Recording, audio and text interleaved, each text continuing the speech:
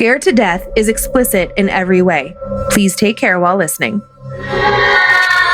Whether thou art a ghost that hath come from the earth, or a phantom of night that hath no heart, or one that lieth dead in the desert, or a ghost unburied, or a demon, or a ghoul, whatever thou be until thou art removed, thou shalt find here no water to drink.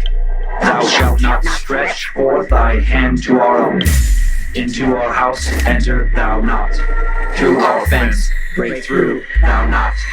We are protected, though we may be frightened. Our life you may not steal, though we may be scared to death. Welcome to Scared to Death, Creeps, Peepers, Roberts, and Annabelles. I'm Dan. Hello, Dan. I'm Lynze Lulu. A couple quick things, and then we're off. I love this week's merch announcement. Logan got extra clever with this one. Cute. Do you have squeaky pipes? Wait, okay. Is this a water bottle? No. Dang it. Does your shower moan in the middle of the night? Does my shower moan in the middle of the night? Does your sink water unexpectedly turn into blood? If yes, sounds like you got a ghost, you should probably call Darren's Plumbing at 1-800-STD-GTFO. Oh my gosh, that's great. We'll make them get the fuck out. Brand new Darren's Plumbing tee and long sleeve now available in the Bad Magic merch store. Cool illustration of Darren's plumbing van parked outside a home clearly haunted by demons. You can head on over to badmagicmerch.com, at least check out the artwork. Funny. I love that there's a Darren working as a paranormal plumber now. I love it because I think that in some stories that we've had, we for sure have had plumbers who recently we had a story about, well, I don't want to say because I had to write the episodes from all the way into September. Yeah. So there's so many to finish the book so we could get it to printing. So there's so many stories floating in my brain. I was about to tell you a story that I'm like, oh, wait, I don't know if I've actually told it here or if I've just read it and prepared it for the book. So never mind. Never mind. And then you have our monthly donation. Just a little quick note on that again, right? Yeah, just an update on the amount. Since thanks for always being patient with us. We always record in advance so that we do our very best to never ever miss an episode. We're almost 200 episodes in. Yeah. Never ever missed a week, and we like to keep that going. So just as a reminder, in honor of Pride Month, we are donating here locally to the North Idaho Pride Alliance, whose mission is to connect LGBTQIA+, alphabet soup, as our friends say, people and allies to various community groups so that they can create a more inclusive North Idaho through networking, educating, and advocating. We love this community of people. We had the North Idaho Gemstones, the drag queens, last year at summer camp, and they were just incredible people, and we know that they're a part of this community as well. We'll be donating $13,540 to the North Idaho Pride Alliance and putting another $1,505 into the scholarship fund for 2024. If you'd like to learn more about the NIPA, you can visit nipridealliance.com. Perfect. Dope. And then quick note that next week is our 200th episode. So we're going to stick thank you for sticking around for 200 straight weeks of Scared to Death. That's awesome. Coming up on our 4-year anniversary. And just like for the 100th episode, we'll turn the show into a little drinking game if you would like to play. The episode will also feature an extra story from me, some extra banter at the end, similar to our bonus episodes, talking about, just the fun ride that this has truly been. And that's next week. Right now, we have this week's stories to tell. Yes. And if you're not a drinker, you could just play the game with chocolate milk. Yeah. Or tea. Absolutely. How many stories do you have this week, beautiful girl? Oh, thank you, sweetheart. Yeah. I have 2. And unplanned, it just happened this way. My first story is about the little girl in the basement. And my second story is about the little boy in the hallway. Okay, it's some little kids. Yeah. Well, little kids, both in real life and in the afterlife, are creepy. My first of 2 stories set in one of the creepiest places I've come across in a while. Your head. No. Hundreds of miles of tunnels under the streets and casinos of Las Vegas. Oh. In this story, we'll explore the story of someone claiming they encountered something in a tunnel under Vegas's Sandhill Road. Then for my next story, we'll return to the case files of Ed and Lorraine Warren. Oh, boy. Examine the case of the Lynze Street Poltergeist, a haunting just a few miles from where the Warrens lived in Bridgeport, Connecticut. Made a bunch of headlines in the 70s, relatively unknown now, and we'll help change that today. Okay. You want to get all socked and cozied up before I tell my first tale? Check out these suckers. These are, apparently people heard me when I said I love compression socks, and they're little seals. Those are cute. They are cute, and they match my blue jumpsuit, so thank you. Okay, some creepy moments and some terribly sad moments, actually, before I jump into the paranormal aspects of this first story. Some sources say roughly 200, others say almost 600. All agree that there are literally hundreds of miles of giant tunnels under the Las Vegas Strip and the surrounding city and valley. If you're like me, upon hearing that for the first time, you are likely wondering, why? Why are there so many tunnels? Mobster getaway. Nope. In a word, floods. Las Vegas is very prone to flash floods, and since just a few feet of water can cause literally billions of dollars in damage to the very many expensive state-of-the-art casinos found all along the Strip, something had to be done. Now, the tunnels were constructed to prevent further disaster after a massive flood did cause major damage around Caesar's Palace in 1975. And now one can enter these tunnels at various points all around the city, including next to some of the most popular casinos. While some tunnels are just 4 to 5 feet high, others are 15 feet high or more. Once inside them, if you're not careful, you can quickly find yourself lost in a dark labyrinth a long ways from any exit. The tunnels can be a dark and dangerous place. None of them have any lights, and they can become heavily flooded in minutes. Millions of gallons of rushing water suddenly raging through a vast maze of concrete. And when the tunnels flood like this, people do die. An unknown amount of deaths occur in the tunnels every year. Over 1,500 people are estimated to be living in these tunnels right now. And the next time they fill with water, there's a good chance that one of them, maybe even a few of them, won't be able to escape to the surface in time. Yeah, there's a large homeless population living underneath the city of Las Vegas. Numerous portions of the tunnels are covered in graffiti, garbage, rudimentary dwellings, drug paraphernalia, and despair, and also are said to be haunted. One area is reputably haunted more than any other, the tunnels beneath Sandhill Road. The tunnels of Sandhill Road are said in many publications to be the most haunted place in all of Las Vegas, a city with no shortage of allegedly haunted locations. The area near a few tunnel entrances along Sandhill Road between Olive and Charleston Streets said to be haunted by at least 3 separate spirits. 2 of the apparitions are alleged to be the ghosts of an unknown couple. According to legend, the couple was riding on their motorcycle down Olive Street when they crashed into some construction debris near some entrances to the Sandhill Road tunnels and tragically died at the scene. And at least a part of them, if the rumors are true, has never left. A pair of shadows has been spotted at the scene of their demise. Cold spots have been found, and people have reported feeling touched by something. The third spirit appears as the ghost of an elderly woman who chases drivers on a dirt road near the tunnel entrance. She only seems to appear when vehicles are present. She's known as the Screaming Spectre, and for reasons unknown, she most often accosts slow-moving vehicles in the early morning hours shortly before the sun is set to rise. I don't know why that's so funny to me. And there are the spirits inside the tunnels under Sandhill Road. They don't have names in any sources or posts that I can find. Based on reports, it seems like there are much more than 3 entities down underneath the ground. Many people have reported hearing disembodied moans and wails. Others have heard the disturbing sounds of inhuman laughter, sights of shadows moving in ways they shouldn't abound. Writers from the website Only in Your State, who investigated the area around the entrance to the tunnels, reported, whereas we personally didn't hear any creepy moans or see a woman's ghost chasing after our vehicle, we were suddenly overcome by a severe wave of nausea while parked on the safe side of the road.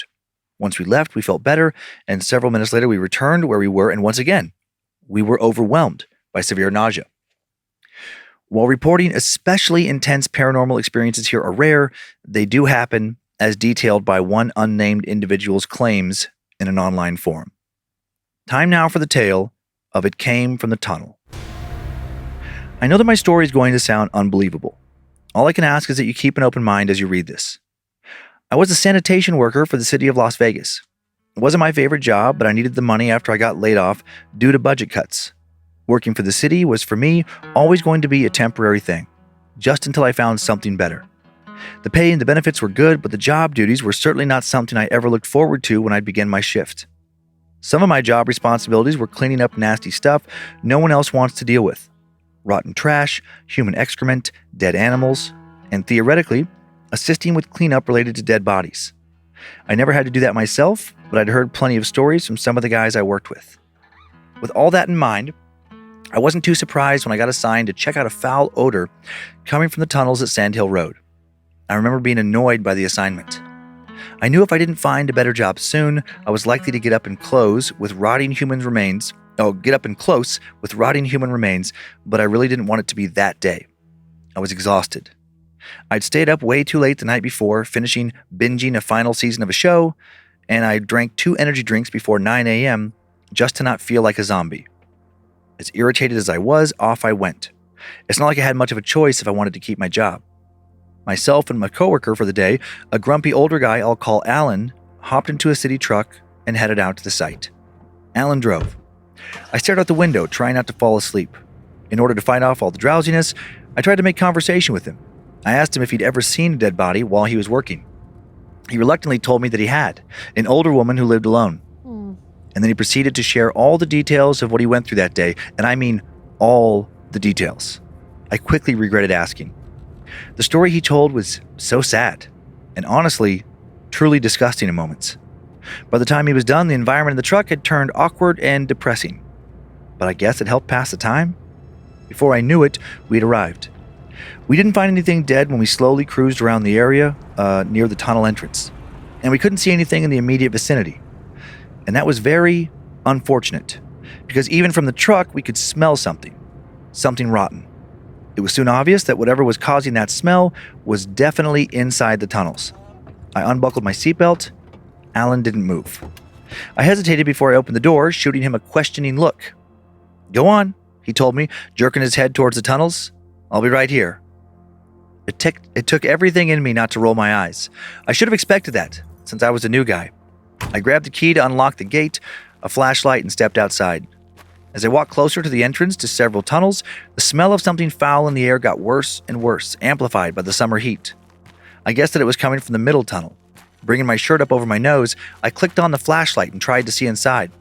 Nothing but trash and graffiti. I repeated the process at each tunnel entrance. I still wasn't able to see the source of the disgusting smell. I jogged back up to the truck and knocked on the window. Alan begrudgingly rolled it down a few inches. "There's nothing there," I said. "Is the smell gone?" "Well, no, but I don't see anything.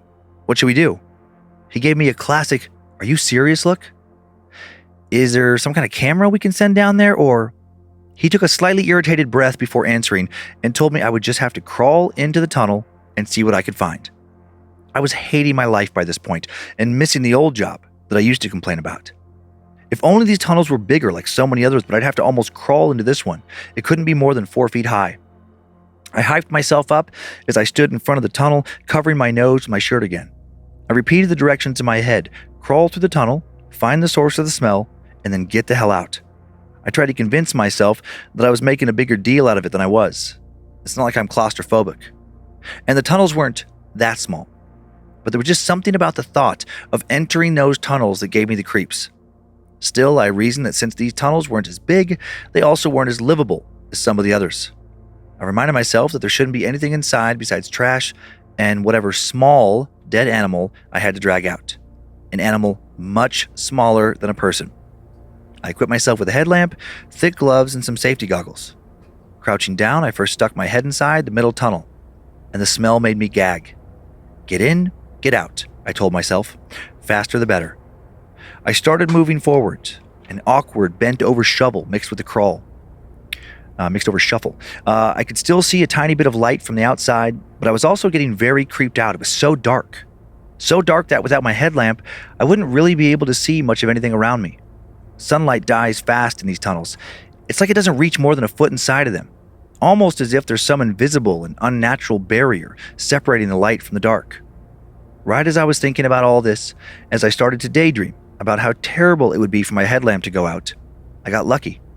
After only about a minute of crawling and shuffling, I found the culprit. A dead raccoon. Thank you, Jesus. Probably got hit by a car and then crawled inside to die. As quickly as possible, I disposed of it inside one of our industrial trash bags, trying to hold it as far away from me as possible. Just as I was about to start crawling out, my headlamp flickered, then went out completely.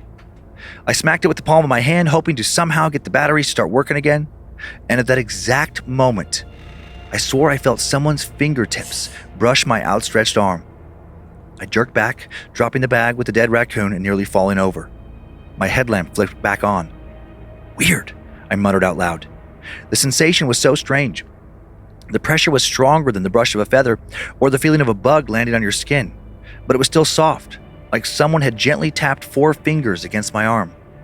It was certainly odd, but I didn't think too much of it in that moment. Technology malfunctions all the time, and who hasn't ever felt a phantom sensation when they're in a creepy place? It was what happened next that really rattled me.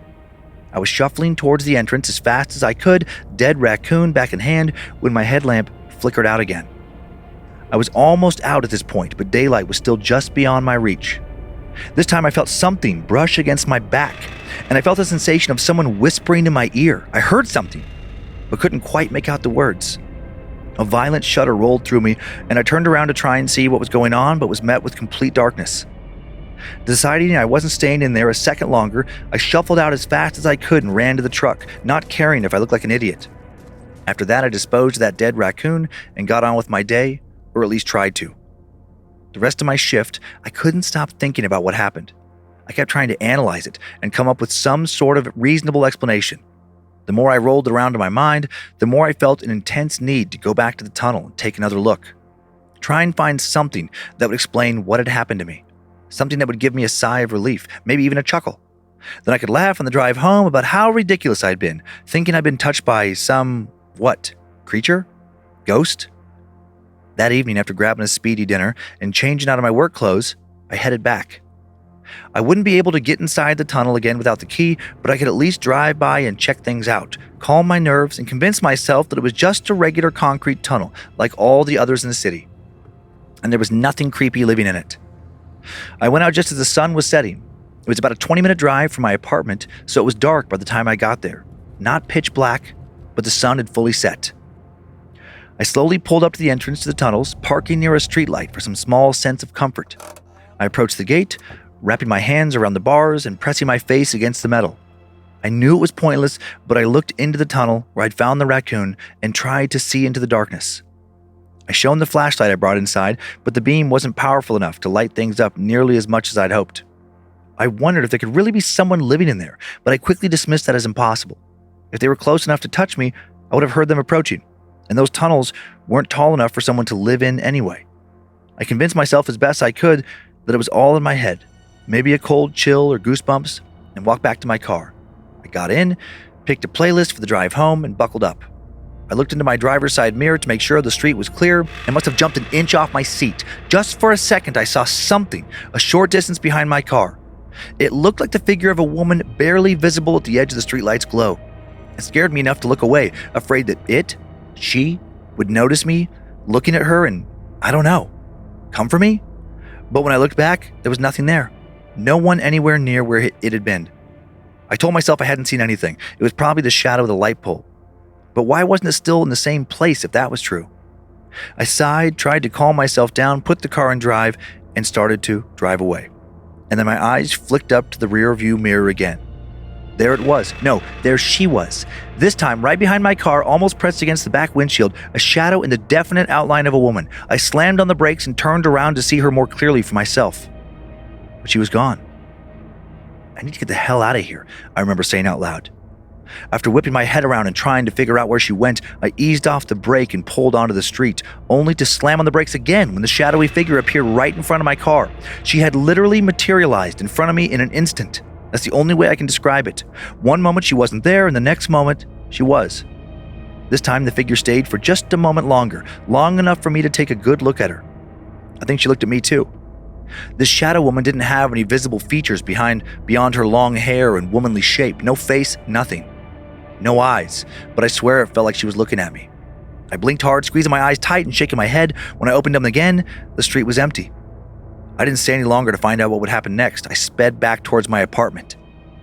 I felt a lot worse when I got back home than I did when I headed out after eating my dinner. Whatever reassuring explanation I'd been looking for, I sure as hell had not found it. I wish I didn't have this story to share. I'm not someone who's ever been into the supernatural or unexplained phenomena. I'm still not into it. I hate that I saw that thing, that I felt it touch me.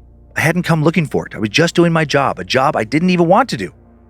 It still bothers me that I can't explain what I saw in a way that doesn't make me sound crazy. Thankfully, I wasn't sent out to that area again, and I found a new job a few months later. What was that thing?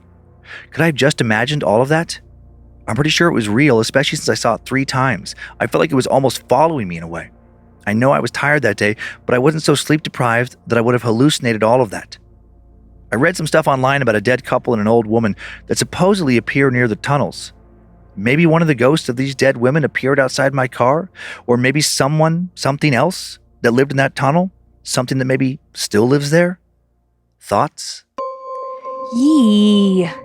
I was afraid she was going to be in the backseat of his car. Oh, yeah, when he started to drive away? When you were like, and then he looked in his rearview mirror and I was like, oh no, she going to be in the car. She going to be in there with you. Yeah, I mean, it's entirely plausible. Well, it's in my mind, it's plausible that the two things are kind of unrelated. That like, yes, there was just coincidentally a dead raccoon in there that did smell. Yeah. And then it just allowed this person to be in a situation where they could have brought something back with them. Yeah. It could be the one of the three people that hang out spirits. Yeah, the named spirits. Yeah. Yeah. I mean, yeah, it's also just like so sad, like the tunnel situation. Oh, I know. I have some pictures. Yeah. This first picture is of a man entering one of the tunnels under Caesar's Palace. And you can find articles online that are not about the paranormal, that are just about like the population of people that live down there. There's like entire communities of people where they're not supposed to be living down there. Well, of course not. They will get like, moved out here and there, but I think the police generally tolerate it there. The only concern is that they don't live too far down in the tunnels because then they don't have time to get out when flash floods happen.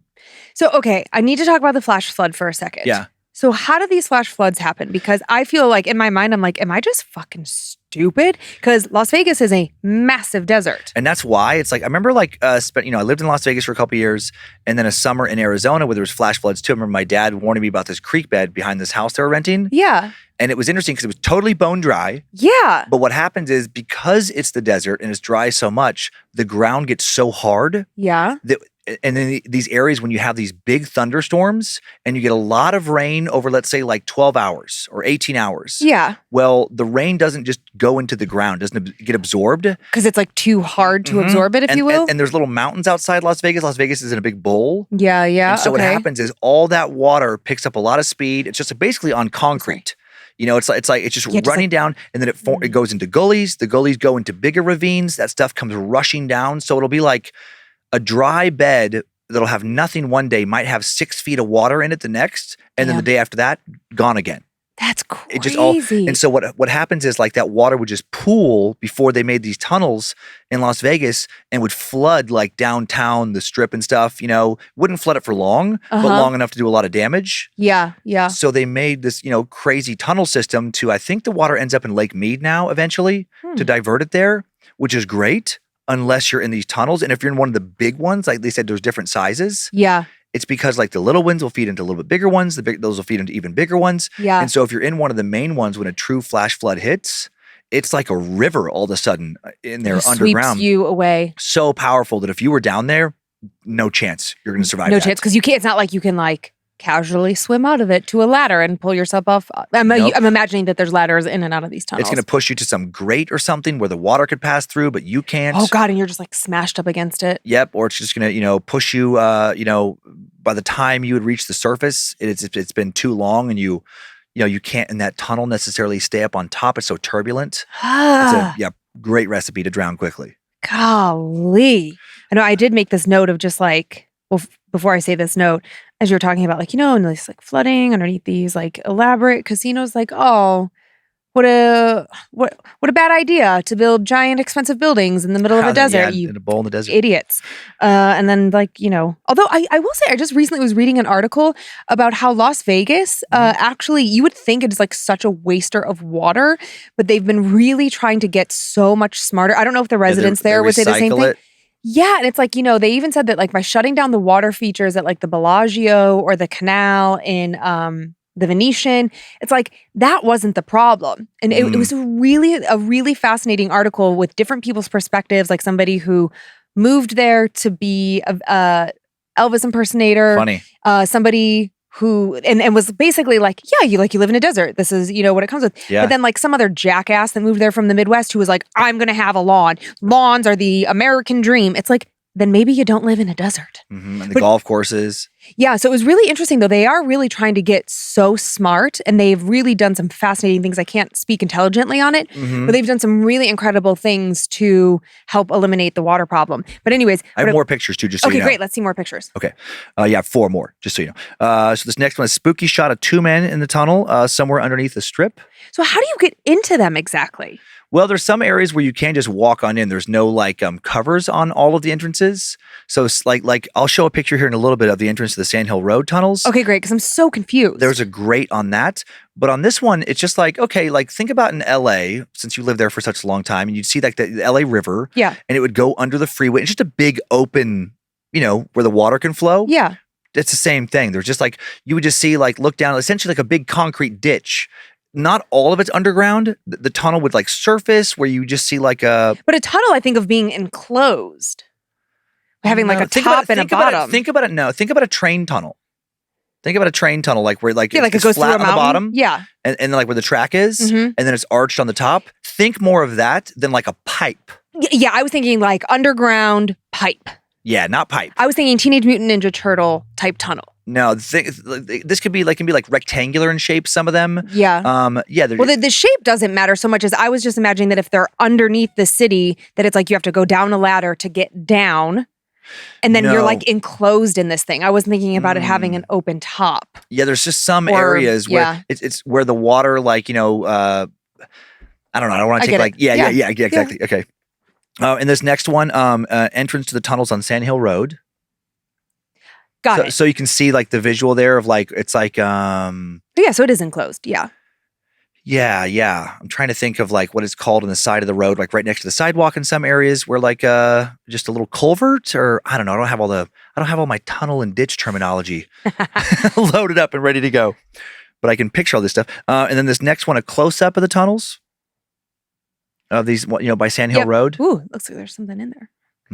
I know in that middle in the back there, like 2 little dots. Uh-huh. And then just this next one, how creepy the area around the entrance looks at night. Ugh, yeah. That picture is actually very helpful. I understand now. Yeah, I wish I could like, I have in my brain like so many images of like around LA and different deserty areas where it's like, it would be like, okay, there'd be like an apartment complex and then right behind that apartment complex before the next one, instead of an alley or a road, it would be like a big concrete ditch essentially, but it's flat on the bottom. Yeah. And it's just a place for the water. And then, at the end of that water flowing down there might then go underground. So you're not getting the water pooling in parking lots. I love how hung up you are about the shape. You're like, the bottom is flat. I was never worried about the shape of it. I just always imagined that it was like underground. And so that you would have to, in my mind, I was thinking like a sewer system. Yeah. And I'm like picturing this, like, I mean, it is still like a very sad thing to think about. Yeah. People who are living in the worst of conditions, Right. It's like mental illness, homelessness, drug addiction. I'm sure that there's like turf wars within it. Like this is like our little community. Totally. There's that little community. I would bet my life it's incredibly unsafe for women. And then on top of all of that, you're worried about flooding. Yeah. And being haunted by spirits. Totally. Yeah. I understand now where your brain was going, where it's like a sewer system is totally enclosed. Yeah. Because it's coming from toilets. Yeah. It's like where the rain's coming from everywhere. Yeah, the water is, accumulating in other ways. Yeah, and you know what I was just thinking about too, like, what's so different about living here than like living in the Midwest where I don't know if we just have like that much more rain, but like on my street growing up, all of our streets were a little bit higher in the middle so that the water would run down. And then just like in the movie it's like there was the sidewalk and there was the curb, and from the curb to the road was like, I don't know, maybe a foot. Yeah. And there were like grates into the sewer and an system. opening, and so the rainwater would run into there. So that's like where my brain was like, but you have to get down into the tunnel somehow. Yeah. God, what a scary in a haunted way, and then scary as a way to live. Yeah, it's like a double horror. And I read a couple, articles about people that have been living in this system for like 10, 15 years. I mean, kudos to the cops for just like letting them be. And it's so hot in Vegas. I guess that's like the best option to be homeless in terms of like protection from the elements. Yeah. You ready to get away from tunnels and move on to a poltergeist story? Yeah, I'm like very depressed by this story. Okay, a little bit of setup on this one before jumping into the spoopy stuff. I'm going to do my best here. I have a canker sore that I got from a soda, right? And it is like peaking right now. Oh, no. And so my body keeps like creating so much saliva. It doesn't sound bad. You're okay. Okay, good. But I know that really feeling. having to focus to pronunciate. The Goodens were a normal family living in a normal neighborhood of the historic New England port city of Bridgeport, Connecticut. Gerard Jerry Gooden and his wife Laura purchased their house on Lynze Street in 1960. By the early 70s, when things in their home stopped being anything close to normal, their house was about 50 years old. It was originally built for the child of a Bridgeport shirt manufacturer, a small one-story house with a basement in a working-class neighborhood, 2 bedrooms, 1 bathroom, 738 square feet, built in 1923. A woman who had lived in the neighborhood for 40 years when the Goodens started to share their story of paranormal terror told a reporter for the Bridgeport Post, now called the Connecticut Post, that there were never any claims of strange happenings in the house or even in the rest of the neighborhood prior to what the Goodens reported. I'm going to constantly want to add a W to their name. It's Goodwin instead of Gooden. Just a few years before everything changed in their home, Jerry and Laura experienced a tragic death in the family. While sources don't try to connect the death to the later haunting, I do wonder if they are related. Their son Gerard Jr. died in 1967 when he was just 6 years old. He'd been diagnosed with cerebral palsy when he was only 6 months. After a trip to St. Anne's Shrine in Sturbridge, Massachusetts, Gerard Jr. caught for what most people would just be a common cold. But for him, it was deadly. His condition quickly worsened, and then he passed away on September 27th. Less than 3 years later, in late 1970, Jerry and Laura adopted a little girl from Canada, Marcia, who was also 6 years old, same age Gerard Jr. was when he prematurely passed away. And Marcia, on top of leaving literally everyone she'd ever known to move to a new country and call 2 strangers mom and dad, also had to immediately deal with paranormal terror. Shortly after she moved into the Gooden home, Marcia, Jerry, and Laura all began experiencing strange and unexplainable things. Is it possible, I wonder, that Gerard Jr.'s ghost stayed behind and didn't care for his new sister? Was he angry that it looked as if he had been, in a sense, replaced? Time now for the tale of the Lynze Street Poltergeist. It all started in 1971. That was when the Goodens first began hearing tapping, banging, and pounding noises on the walls of their house. The noises had a pattern to them, a rhythmic building of sorts. And this pattern played out over and over, occurring sporadically at all hours of the day. Jerry later said in an interview with the local news station WNAB, the noises would begin as a tapping and then go into an awful bang. Jerry quickly noticed that these noises primarily followed Laura from room to room, even when she was home alone. At first, Jerry suspected that some neighbors of his were playing a prank on his family since the noises first occurred in the weeks leading up to Halloween. And then when they stopped about 6 weeks later, right when the very neighbors he suspected moved away, he was convinced they'd been behind it. Problem solved. But then months later, the family began to again experience more unusual and hard to explain phenomena. And now those old neighbors no longer lived anywhere near them. According to Police Lieutenant Leonard Coco, officers started receiving new disturbance reports in the house in early 1972. Jerry said they'd been hearing noises night after night that sounded like stones being thrown at the walls and roof of their home. But still, the Goodens did not attribute these new noises to any supernatural causes. They didn't yet believe in the paranormal and felt there had to be a logical explanation.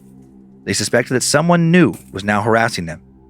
Jerry later told the Bridgeport Post that at the time the noises occurred, there was a proposal to build a 50-family condominium near Lynze Street, and he felt like the developers, or their employees, were causing these noises, trying to harass them out of the neighborhood. But then, what happened inside the Gooden home in November of 1974 couldn't be explained away by prankster neighbors or shady developers. After returning from a brief vacation on Sunday, November 24th, the Goodens found their home in a state of total disrepair. The Bridgeport Telegram, later absorbed by the Connecticut Post, published a story about local police and firefighters entering the Gooden home on Lynze Street, where reporters claimed that they actually saw for themselves unusual occurrences, such as moving furniture. They said they watched now 10-year-old Marcia, who had quit going to school over being bullied and now studied at home, being slammed against a wall by an invisible force. Perhaps slammed by the furious spirit of a brother she had never met? The story of the haunting made international news, and soon thousands of people were driving by to see the house for themselves, hoping to catch a glimpse of the paranormal. Some even knocked on the front door of the Goodens, trying to talk them into letting them explore their home, as if they were a paranormal museum and were just employees and not a family being terrorized in their own house. Author William J. Hall ended up writing a book about the haunting, titled The World's Most Haunted House. Hall was a skeptic until he read the original newspaper articles and listened to interviews with a variety of first responders. Hall read accounts of over 100 eyewitnesses to this haunting. He also examined the investigation of the Lynze Street Poltergeist, written about by the world's most infamous demonologists, Ed and Lorraine Warren, who once investigated. They would call the Bridgeport Poltergeist one of the most famous, well-documented poltergeist cases in history. On November 25, 1974, the Bridgeport Telegram reported, "Police and fire authorities are stunned today and unable to determine the reasons for what have been termed unusual occurrences all day Sunday in a small four-room house at 966 Lynze Street, occupied by Mr. and Mrs. Jerry Gooden and their 10-year-old daughter. Furniture moved on its own, dishes rattled, the TV turned over, and reporters watched helplessly as Marcia was picked up and slammed against a wall by an unseen force while sitting in a chair. The police even witnessed a kitchen table and chairs flip over and a crucifix fall onto the floor and break into pieces. A TV set in Marcia's room was seen throwing itself off the shelf, her bureau slammed itself down onto the floor, easy chairs in the living room moved by themselves. Jerry told the Bridgeport Post, "Things were flying around in the front room when we went in there. Chairs were toppled over and everything else." Now, not only did the family believe their home was host to the paranormal, they were scared. They felt threatened. After a night particularly full of disturbances, the family left their home to call the police from a neighbor's house. When law enforcement arrived, Jerry told Patrol Officer Halsworth, "We need help. Something evil is wrecking our house." Halsworth went into the house and saw that the living room appeared normal, but the kitchen was a wreck. Tables and chairs moved out of place and dishes were broken. Then, while he was the only human being in the kitchen, at least the only living one, he witnessed the family's large, heavy fridge start to rock by itself back and forth. Soon after that, Laura saw the TV set in the living room rotate around approximately 35 degrees on its own. Officer Halsworth moved the TV back into place, then saw it turn itself back around once more. He also witnessed 3 reclining chairs all suddenly start shaking. He searched the house for any sort of explanation for these events, even checked the cellar, but found nothing. What could have explained what he directly witnessed, except the paranormal? Halsworth called in more officers to try and determine what was happening. Joseph Tomick, Leroy Lawson, Carl Leonzel, and George Wilson all responded to the call. And that same night, all 5 officers witnessed a lamp next to the TV start to shake when it was obvious no one was touching it. All agreed something truly strange was going on, something completely outside of their area of expertise. Officer Tomick later responded to accusations from reporters that he and the other officers had been conditioned to see what they said they saw. The reporters alleged that their minds had tricked them. They'd imagined it all thanks to the power of suggestion. They were told they were going into a haunted house, so they saw paranormal events. Tomick refuted that by telling a reporter for the Bridgeport Post, "When we got the call to go to 966 Lynze Street, in no way did they tell us that we were going to a haunted house. When we got there, we thought we were investigating a burglary, the way it was all messed up. Only later did they tell us what happened. What we saw there was totally unexpected, and some of the policemen were really frightened. I was told I would see a lot of things in the police force, but I never expected to see what I saw in that house." Members of the local fire department would also be called over, and Deputy Fire Chief Frederick Zwirling quickly became a believer. He said he saw a chair jump up and fall backwards, saying it jumped up several inches. How was this possible? The foundation of the house was inspected, seemed to be in good condition. The fire chief was unable to determine what could be causing the unusual occurrences other than paranormal forces. Word of what happened spread through town. Now even larger groups of people were coming to the house on a daily basis. The Bridgeport Telegram would report, "Early this morning, the crowds of curious onlookers became so big that the roadway was blocked, making it necessary to send 4 radio car policemen to the spot to clear the area." News of all this, of course, had already reached the Warrens, who lived only a few miles away. Ed came to the house to investigate, and the first time he walked out of the home, he presented a broken crucifix to curious onlookers. Ed Warren later told the Bridgeport Telegram, "Things were happening periodically throughout the day inside the house." The Warrens wrote about their investigation in their book, Ghost Hunters. Ed said he first learned about Lynze Street from his friend Sue, who was keeping tabs on the case. She reported that police, priests, reporters were all seeing manifestations of poltergeists at the house, and the story was getting lots of news coverage. She told Ed he should go check things out. Ed immediately saw a tremendous amount of activity, saying, well, every few minutes something would get tipped over or knocked over or torn from the wall. This has been going on for some time, so you can imagine what the place looked like. 10-year-old Marcia seemed to keep experiencing the worst of the activity. She continued to be pushed around and thrown by whatever was in the Gooden home.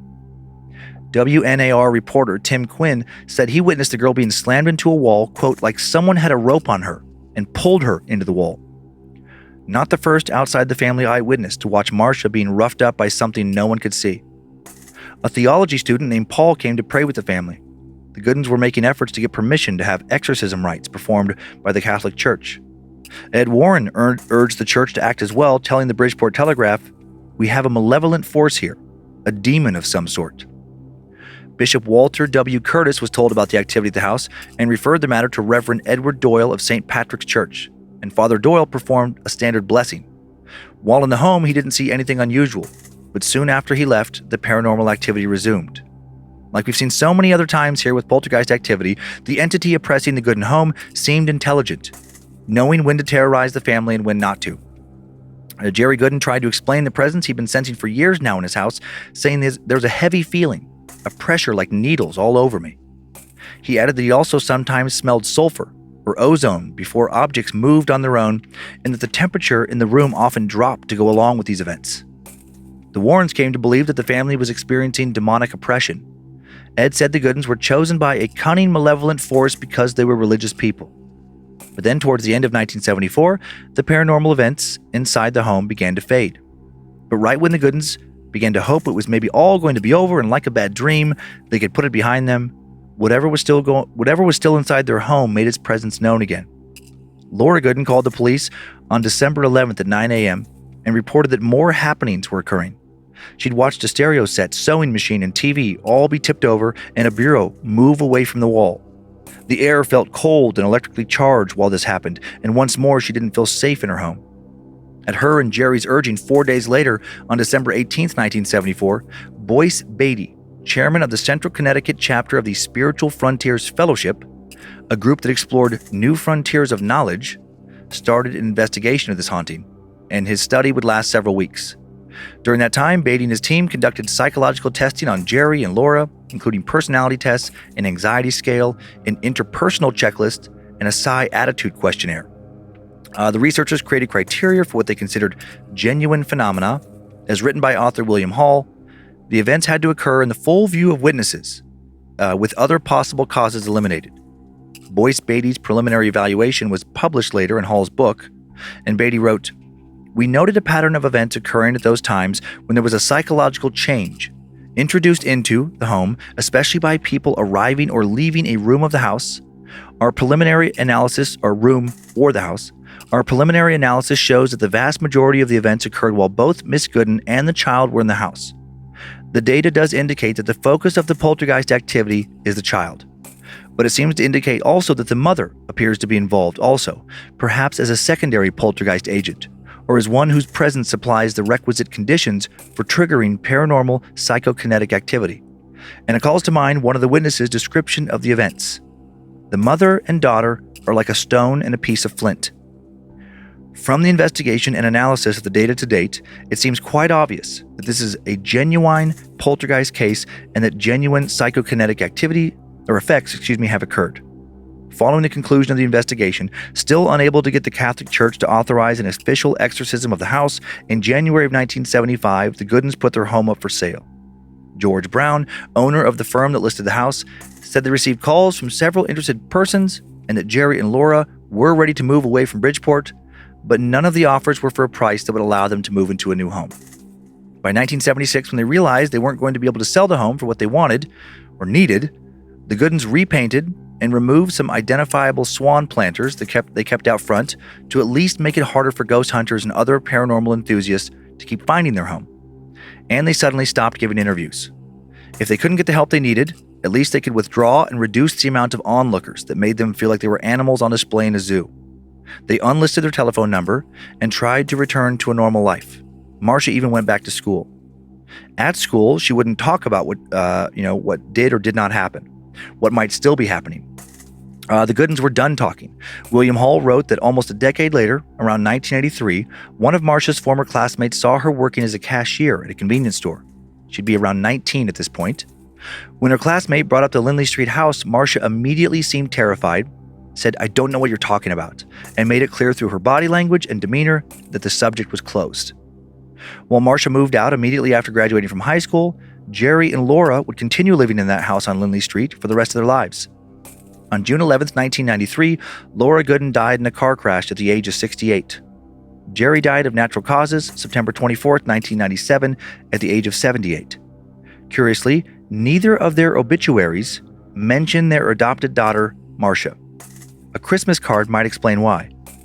For several years following the paranormal activity that over 100 different people witnessed in their home, the Goodins sent out an annual Christmas card to many people, including investigator Boyce Beatty. And one card dated December 9th, 1980 stated, "Hope you have a nice holiday. Well, when our daughter reaches 18, she informed us she's going to find her own parents in Canada. We are very upset about it. She told us we're not good enough for her. Well, there isn't anything we can do but pray she changes her mind. Please pray for us." Was wanting to find her biological parents the only reason Marcia left, or was something paranormal still occurring in the Goodin home? Could the spirit of their first child, Gerard Jr., have been driving Marcia out, driving a wedge in between her and his parents? Was demonic oppression what afflicted the Goodin home with poltergeist activity, or a child's confused jealousy being expressed from beyond the grave? Author William Hall hired a private investigator to look for Marcia when he began working on his book about all this, and he determined that she was most likely back in Canada, where a family friend reported she was alive and well. Alive and well and possessing zero interest in rehashing the paranormal events of her childhood with Hall or anyone else. What else happened in that home that she so badly seems to want to forget?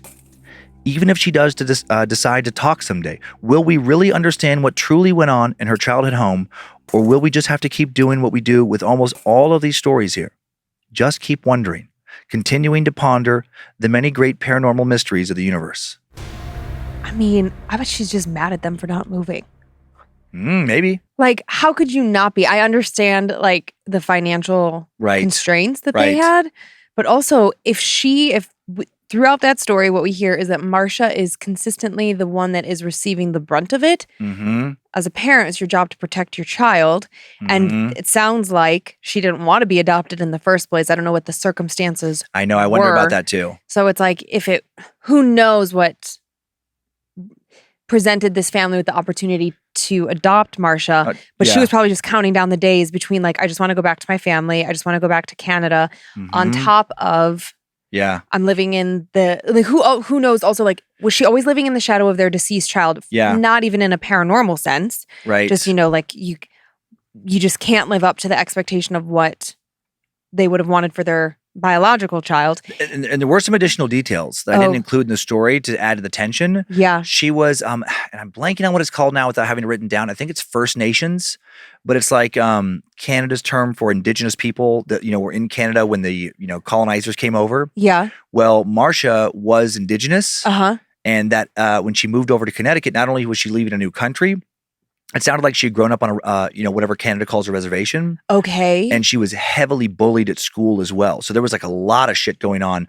at home and at school. Life was not going well. Yeah. And so, which could add to what you're saying about, like, being mad at them for not, like, why did you put me here? Why wouldn't you move when things are going crazy? And I do find it so weird. Could be a coincidence, but your 6-year-old dies, and then you adopt a 6-year-old. That's what I was thinking too. And I'm like, it's like, what kind of psychological pressure were they putting on her? That's what I was getting at. Yeah, it's just like you're living in the shadow of this deceased child. Yeah. Because I know that there are plenty of sad situations where a family has multiple children and a child passes away for whatever reason, whatever the circumstances are, and then the rest of the children are trying to fulfill the needs of the parents because it's like, well, we want to help you feel better about losing this child. And so there's just like all this pressure on the rest of the family. Not saying that it happens every time, but it happens so often because you're just so stricken with grief.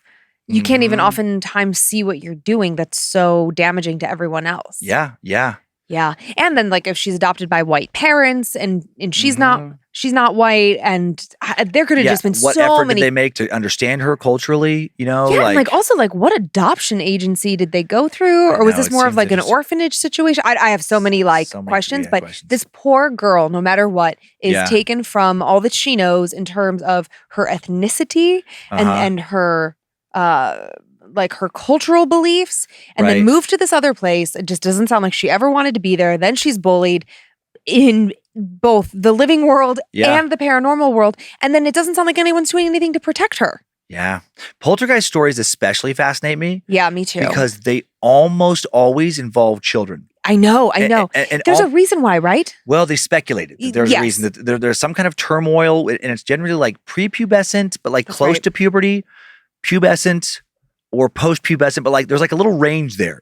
It tends to be between 8 or 9 and 15 and 16 years old. Oh, come on, Monroe turned 17 already. and it's the energy is almost always, I can't think of an exception, but there probably is one. Yeah. Focused on one child and who is experiencing a lot of emotional turbulence in their life. It's there's a lot of stuff going on, and let's say it's not ghosts. I'm like, well, that is equally fascinating to me, that it could be that you could, because of your emotional angst or whatever's going on inside of you, make shit fly around the room. Because then that's superhero stuff. That's telekinesis, when you can move things with your mind. I mean, whether it's ghosts or whether it's something like telekinesis. Or a little bit of both. Anything out there in the paranormal that is just not something we scientifically understand is very intriguing to me. I hope, someday we find that out. But there's so many poltergeist stories that follow that, have a lot of the same components. Yeah, yeah. Do you have pictures for us? Oh, yes. I have 4 pictures. Great. So this first one, recent image of 966 Lynze Street. Just a little house in Bridgeport, Connecticut. It's the tiniest little baby house. Yeah, I want to say it's less than 1,000 square feet. Yeah, maybe? 738 square feet. Oh, yeah.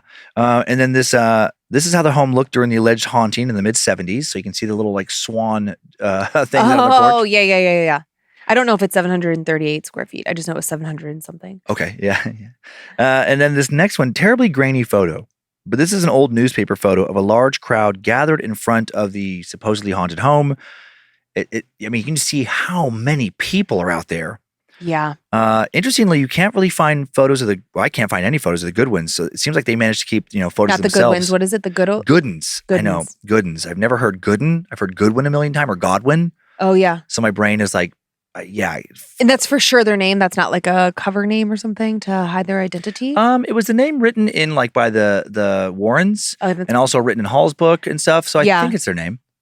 And then just for fun, one more picture. This isn't. I was looking up. I wanted to find a good picture of Ed and Lorraine Warren, but we've shown pictures of them before. Yeah. I came across this photo, the Doll of Shadows, or the Shadow Doll.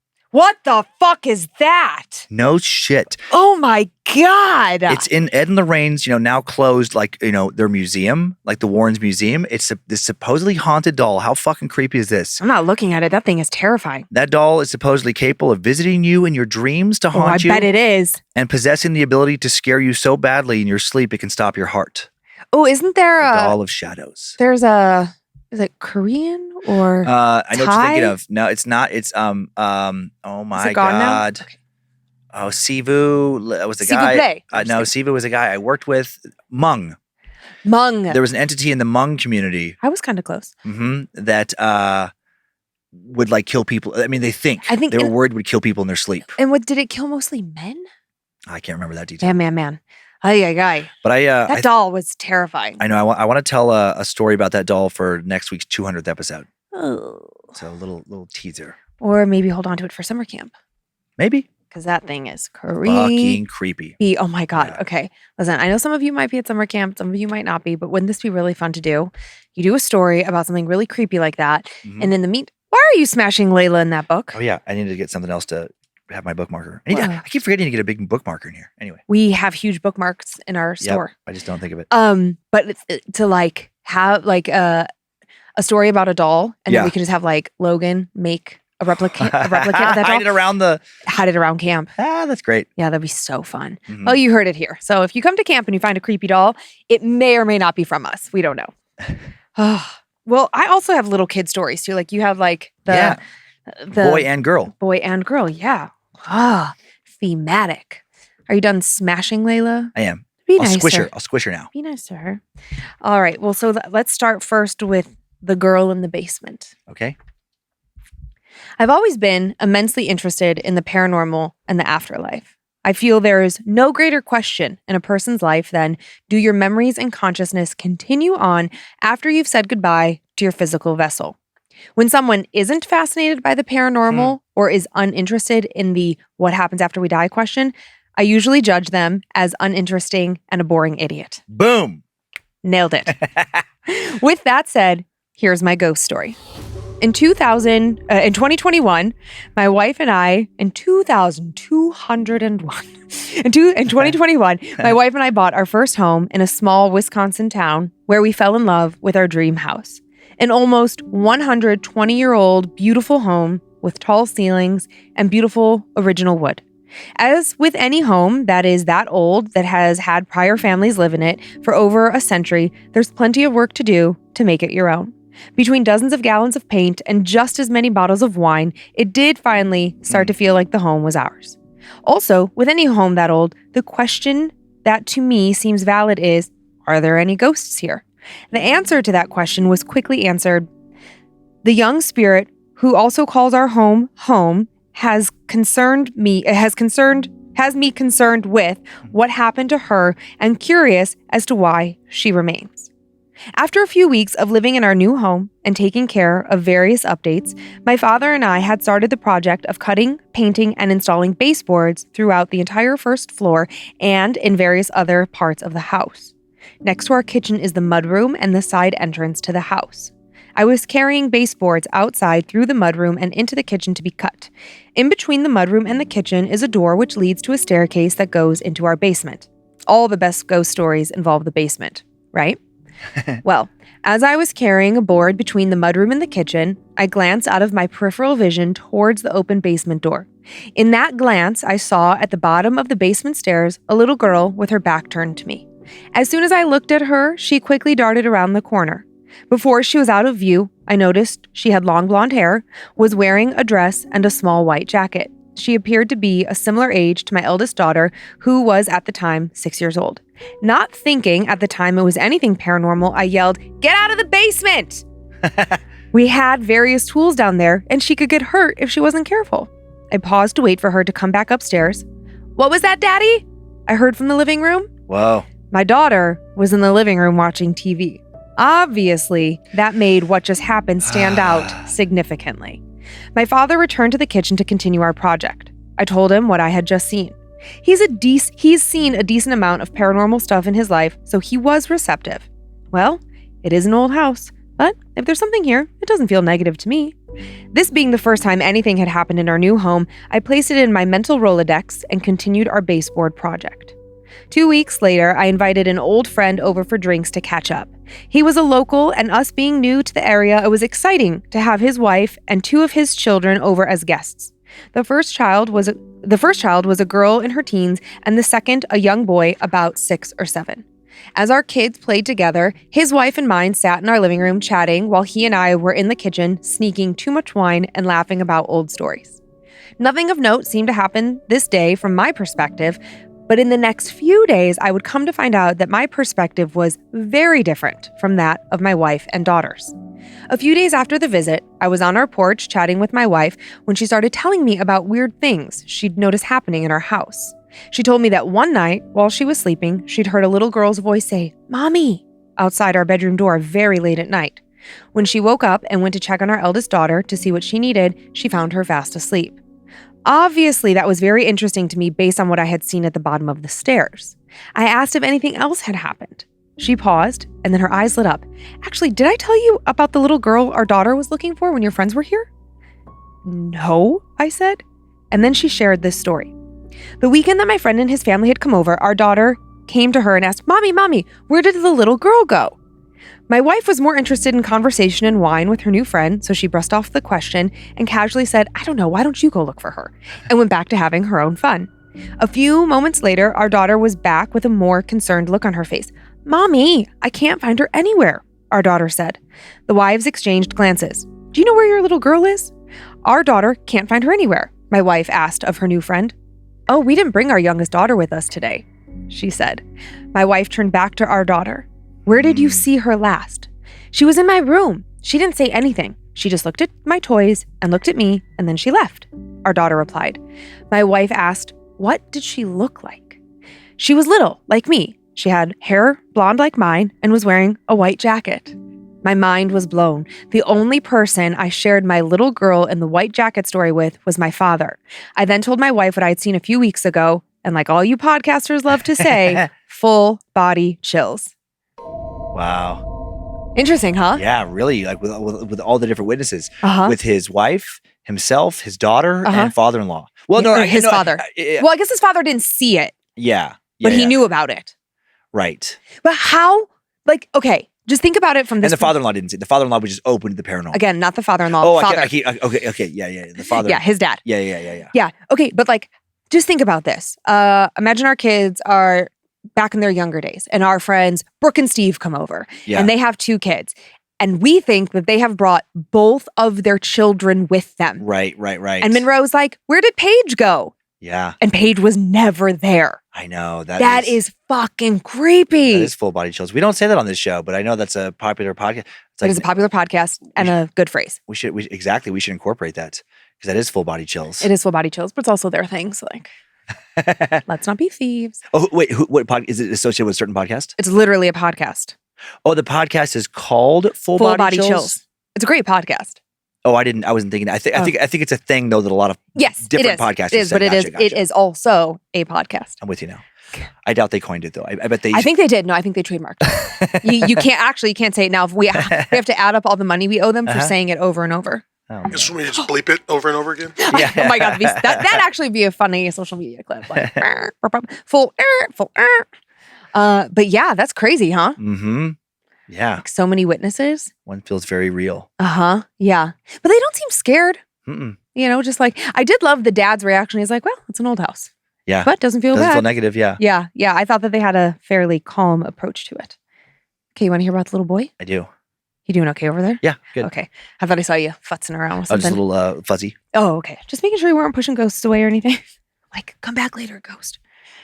Hello, Lord and Lady of the creepy crawlies and things that go bump in the night. For a little side note, I grew up in a religious upbringing knowing that there are spirits and demons frolicking around this world. I tell you this in order for other things in this story to make sense. The home I grew up in sat vacant for years before my parents bought it. When we moved in, the realtor informed us that there had been a death in the home. Although it had been many years prior, it was still something that they had to disclose. When I asked my parents about it, they didn't go into detail as I was young and they didn't want to scare me with that kind of information. After we moved in and I started hanging out with the local neighborhood kids, they asked me which house was mine in the neighborhood. When I told them, they stared at me as if I told them the location of the missing city of Atlantis. I asked them what the big deal was about my house. They said it was haunted and that they used to break into that house and dare each other to sit in the upstairs bathroom at night for as long as they could, as that is where the accident happened. They asked if I had seen anything or felt anything. I rolled my eyes, told them no, and shrugged it off.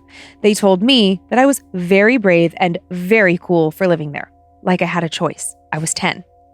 The main bedroom and bathroom were off the dining room in a separate hallway. My bedroom was the first room in this hallway, then the bathroom. Across from the bathroom, a closet, and then my parents' room at the end of the hall. From my room, I could see directly down the hallway. When it was time for bed, my mother would come in and kiss me goodnight. Then my dad would come in to make sure I was tucked in tight. We would do our goodnight handshake that we made up, say our prayers, and he'd tell me goodnight. He would leave the bathroom light on and close the door so just a crack of light would peek out of the bathroom. I had a thing about sleeping in complete darkness.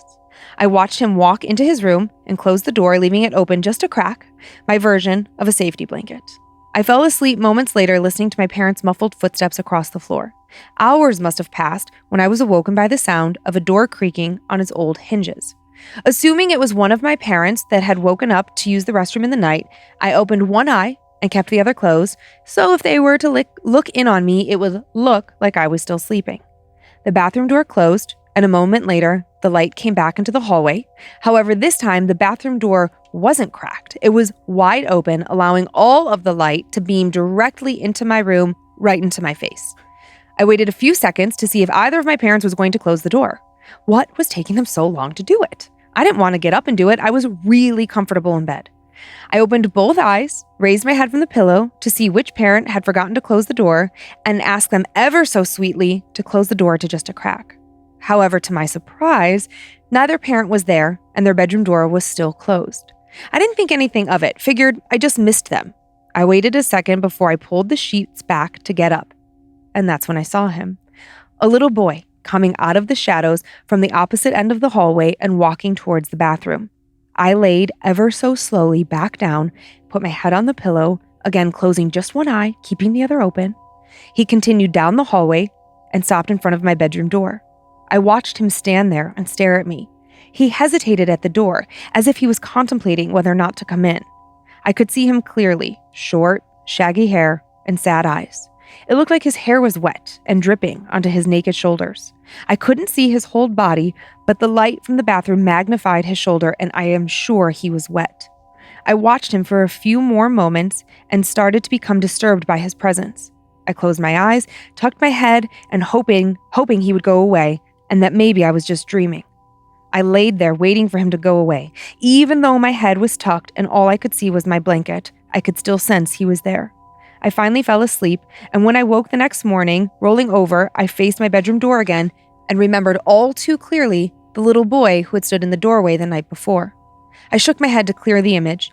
I went to grab my blankets and throw them off of me, but I stopped when I saw that my blankets had been perfectly folded over and the pillow next to me had been propped up as if someone had been sitting next to me in bed. I stared at it, confused. As I was processing the night before and the current status of my bed, my mom came into my room. She saw how my bed was and asked me what it was I was up to. I told her and that it was like that when I woke up. She looked at me intrigued and then said that maybe it was my guardian angel keeping watch over me as I slept.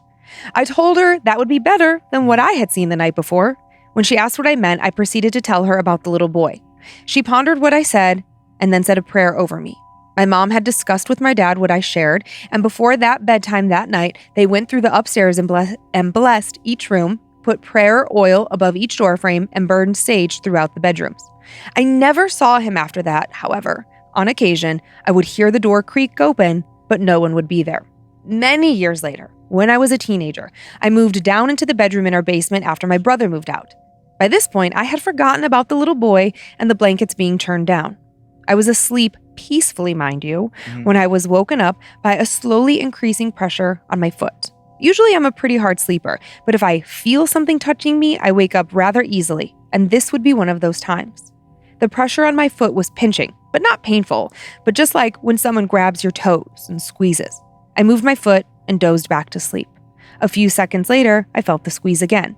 A few times, actually. And after moving my foot numerous times to avoid it being touched, I finally fully woke up.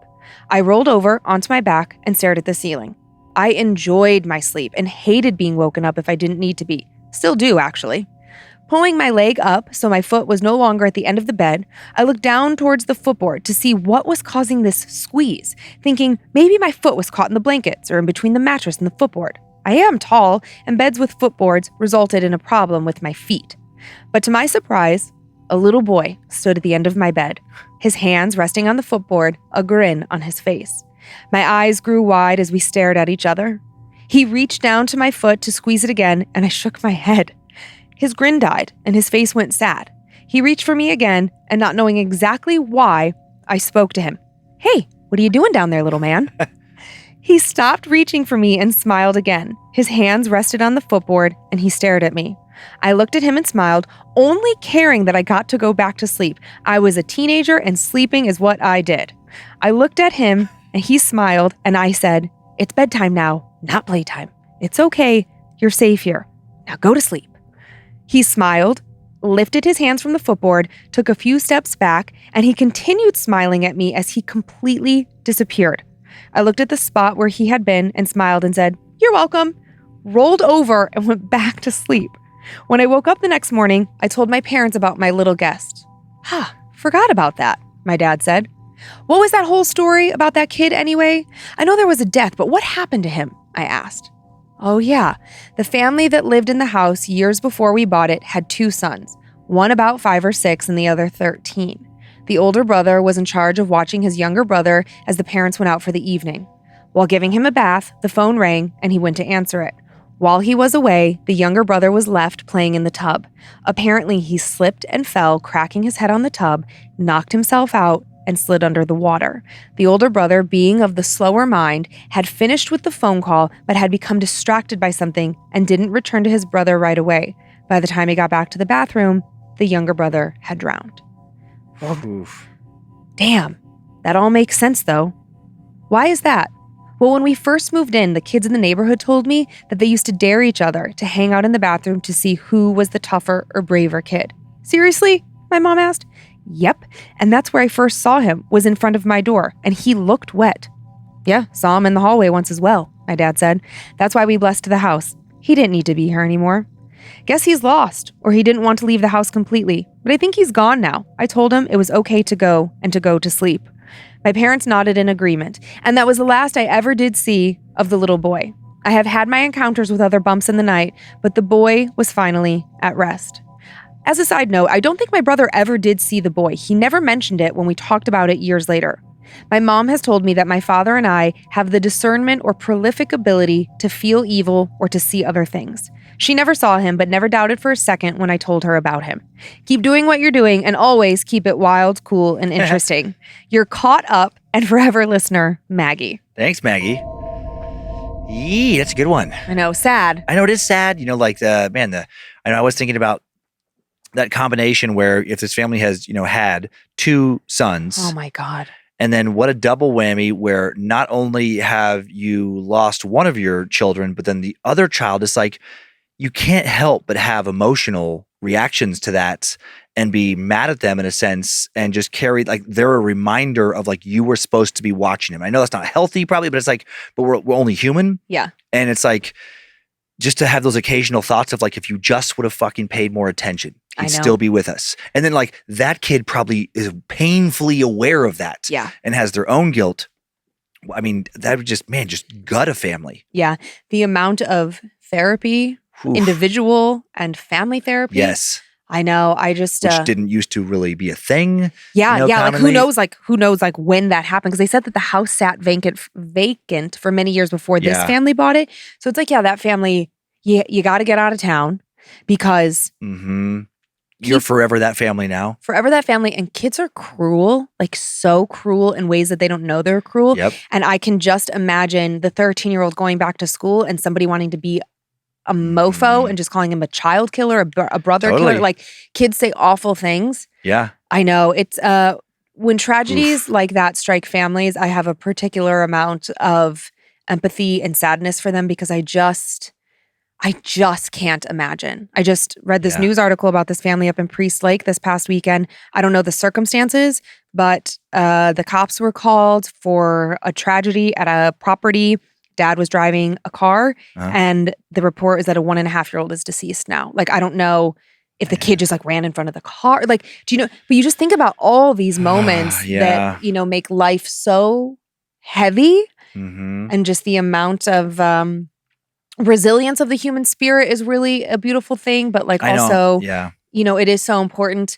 Just like that reminder of like, don't ever judge somebody else. You don't know what they're going through. I know. I do think about that, not always, not far from perfect. But like, you're pretty close. Yeah. But like, when you're out somewhere and let's say you have, you're checking into a hotel and the front desk clerk just has attitude. Yep. I mean, I do try to think, I'm like, I have no idea what their day is like, what their life is like. Yep. They might just have a bad attitude. They might just, have a unprofessional demeanor in general, which is, unfortunate for them. Yeah. But also they might not have that.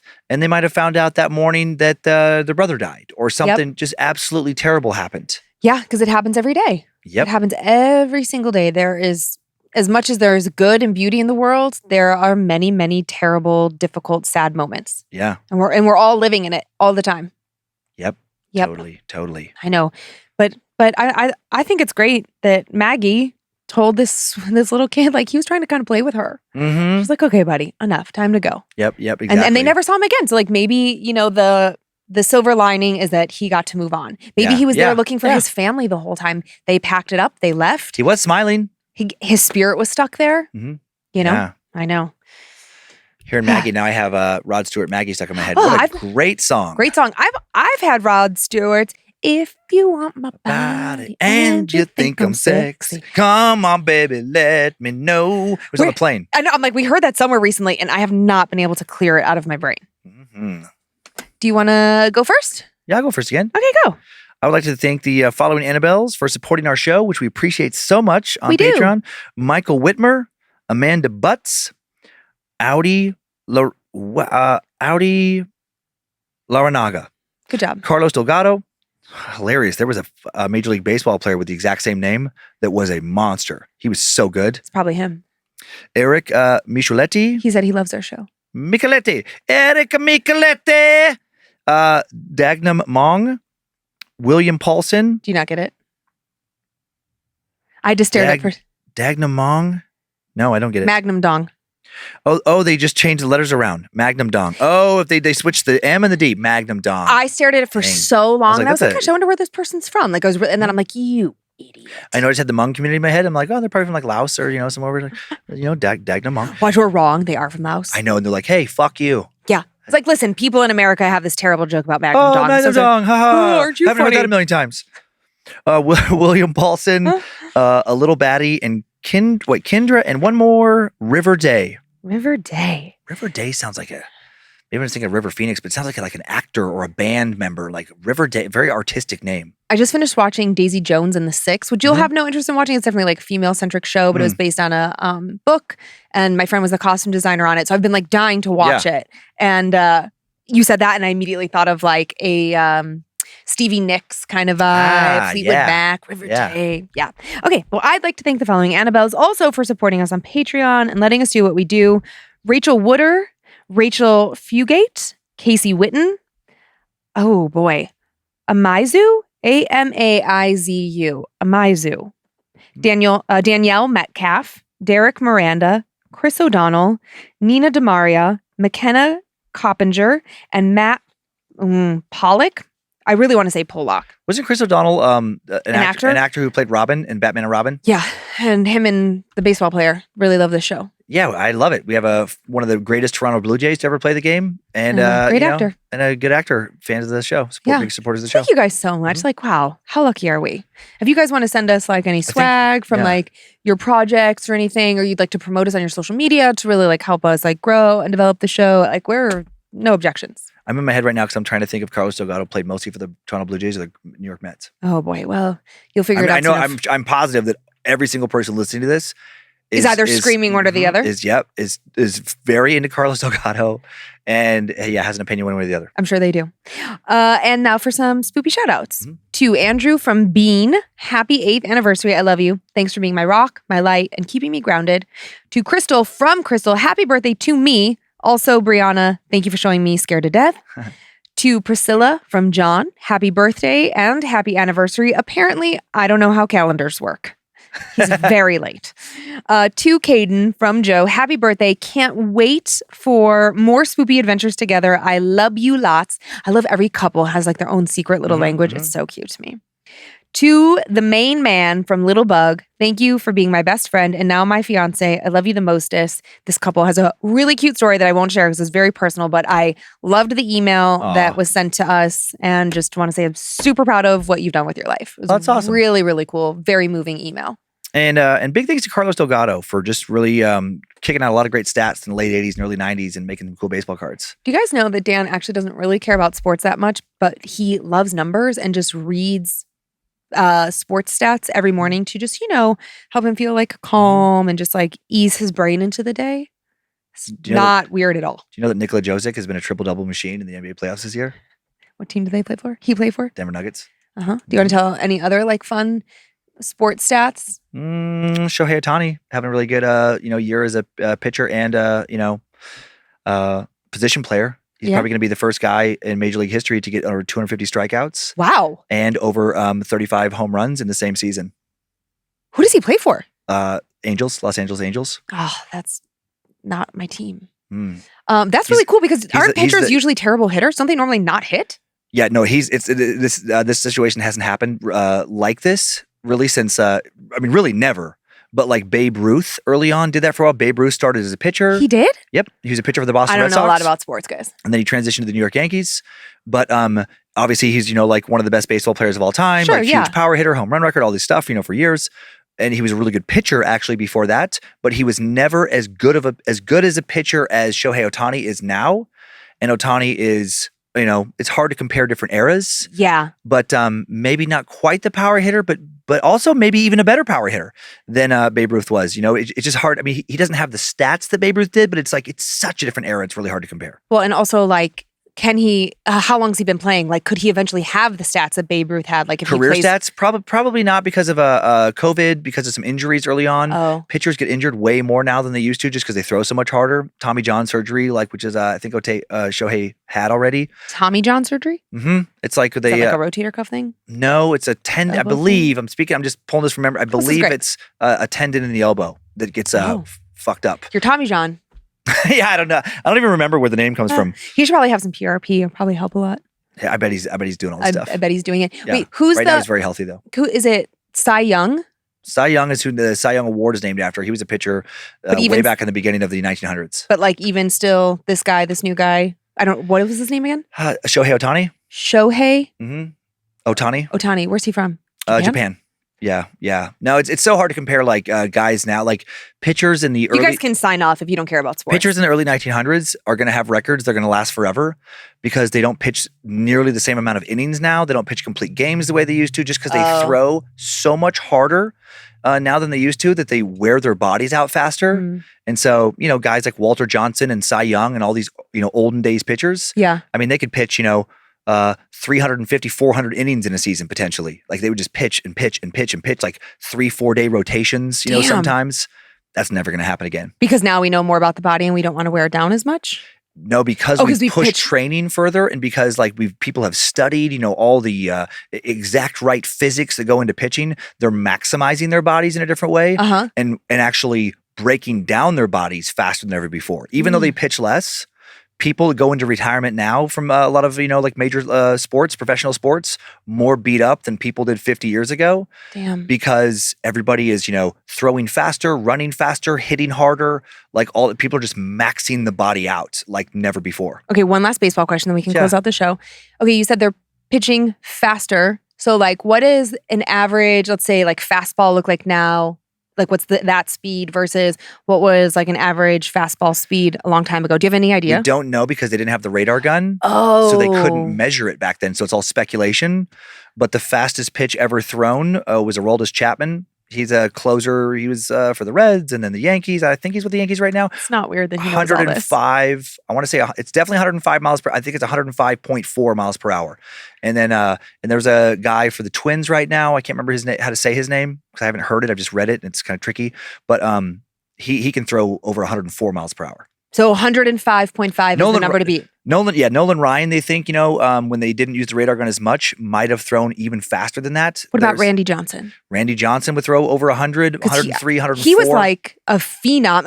Again, I don't know a ton about baseball, but I grew up in a sports-oriented family. Mm-hmm. So my athlete references are from when I was 15, 10. So I can tell you a lot.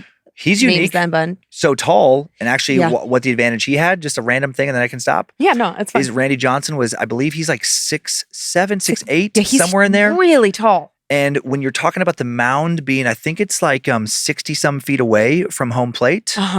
Just because his body stretched a little further. Oh, yeah, that makes sense. The release point is a little bit closer. And the angle is a little bit different than people were used to because he was so fucking tall. Yeah. That he was that much. So even though let's say he's throwing 103 miles per hour, it might seem like 105 or 106. Because it's getting to you that much quicker. It's getting there quicker. And then the angle it's coming down at, everything, a lot of things mechanics-wise worked into his advantage. But he's the only guy, he threw a pitch one time so hard, a pigeon got in the way in between the batter and the ball, literally fucking exploded that bird. Oh. That had a quick death.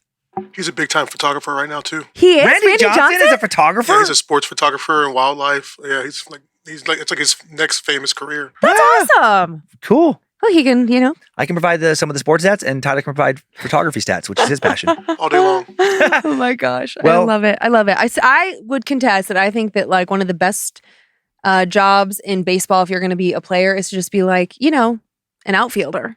Like, I know you have to throw the ball back in, but you don't have to throw the ball nearly as much with as much aggression as a catcher or a pitcher. Yeah. Because like if you're good and if you have a great pitcher, even if you're catching a lot of pop flies out in right field, there ain't nobody on base. It's like your shoulder's not going to be busted. Your knees aren't going to be busted. Like, I feel like in the sports world, that might be one of the least beat up players. Or designated hitter.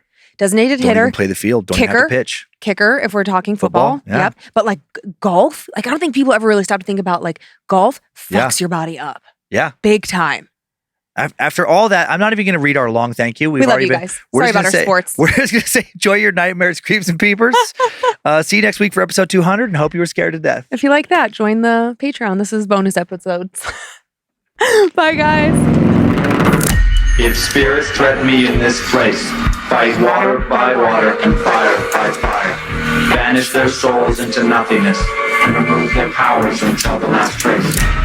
Let these evil beings flee through time and space.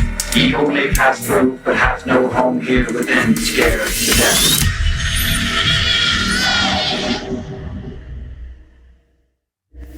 Bad Magic Productions.